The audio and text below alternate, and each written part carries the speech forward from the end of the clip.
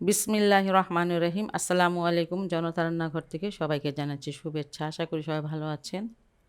আজকে যে রেসিপিটি করব সেটা একটা চিকেনের রেসিপি, অসাধারণ একটা টেস্টি একটা রেসিপি চিকেনের। আর এখানে আমি 1 কেজির মতো নিয়ে নিয়েছি চিকেন। এটা লেগ পিসগুলো নিতে হয়। এই যে এটা মোট 8 পিস হয়েছে। একটু বড় করে পিসেস করতে হয়। এই যে দেখতে পাচ্ছেন বেশ বড় বড়।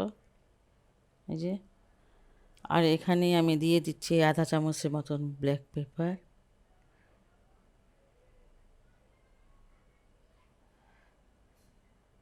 আর একটু লবণ।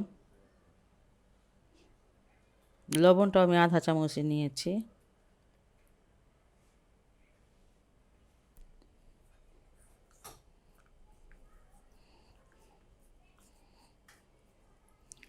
লবণ আর ব্ল্যাক পেপারটা দিয়ে পিসেসগুলোকে মাখিয়ে নেব।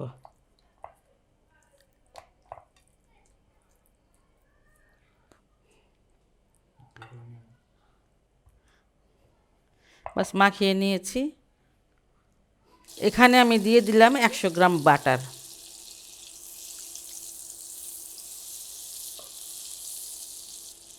বাটারটা মেল্ট হয়ে গেছে, আর এখন আমি চিকেনগুলো ভেজে নেব।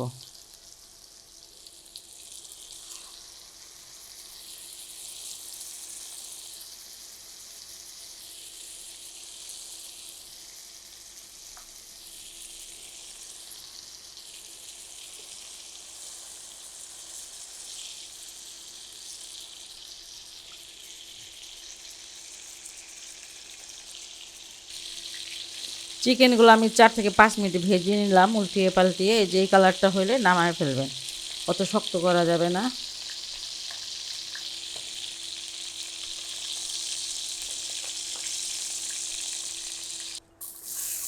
এখানে 1 কাপ পেঁয়াজ দিয়ে দিলাম।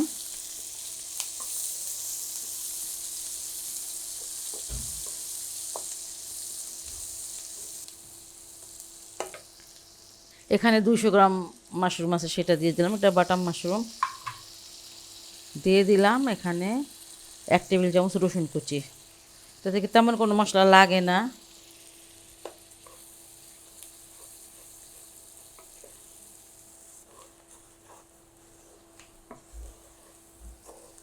খেয়াল রাখতে হবে যেন পুড়ে না যায়, তাহলে কালার কিন্তু খারাপ হয়ে যাবে।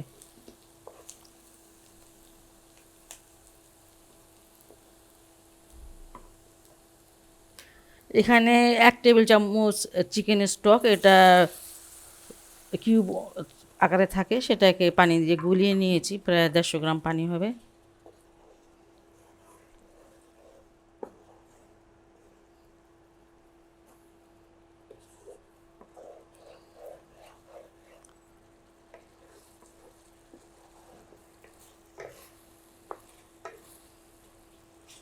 এখানে পানি দিয়ে দিচ্ছি।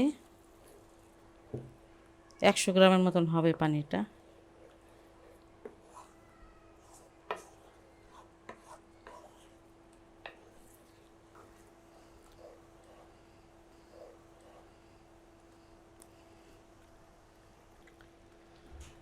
চিকেনগুলো দিয়ে দিচ্ছি।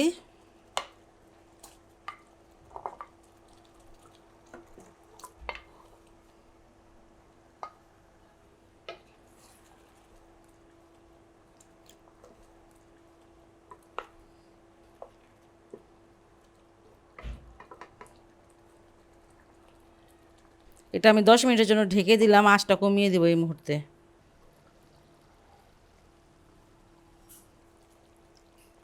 10 মিনিট পর আমি আসলাম।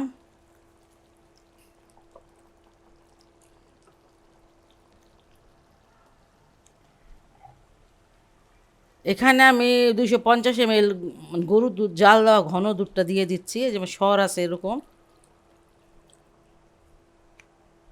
এবার আঁচটাকে একটু বাড়িয়ে দিব।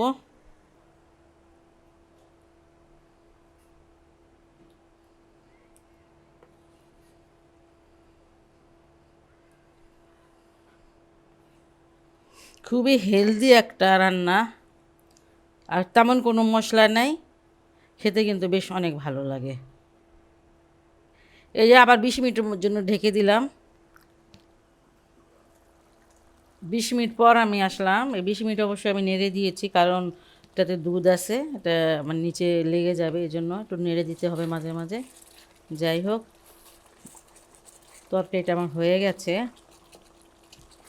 ঠান্ডা হলে এই ঝোল অনেকটা কমে যাবে।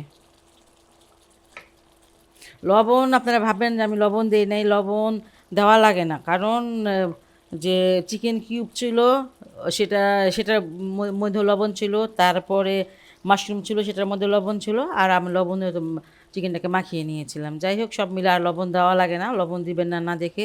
আর একটু ধনিয়া পাতা দিয়ে দিচ্ছি এখন। খুবই সহজ, খুবই টেস্টি, একদম কম মশলা লাগে এমন একটা রেসিপি, খুবই হেলদি একটা রেসিপি। আপনারা বাসায় এটা অবশ্যই অবশ্যই ট্রাই করবেন।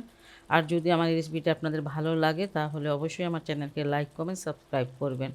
সবাই ভালো থাকুন, সুস্থ থাকুন, নিরাপদে থাকুন, এই দোয়াটা করি সবসময় আল্লাহর কাছে। আল্লাহ হাফেজ।